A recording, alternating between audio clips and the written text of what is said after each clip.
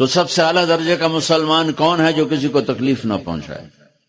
پھر اس نے پوچھا ای الایمان افضل، سب سے اعلیٰ درجے کا مومن کون ہے؟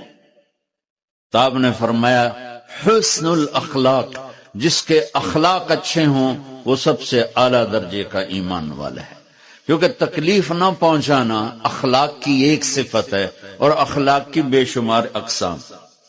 میرے نبی نے فرمایا اچھے اخلاق 360 صفات کا نام ہے، ایک صفت بھی کسی مسلمان مرد عورت کے اندر ہوگی تو جنت میں چلا جائے گا۔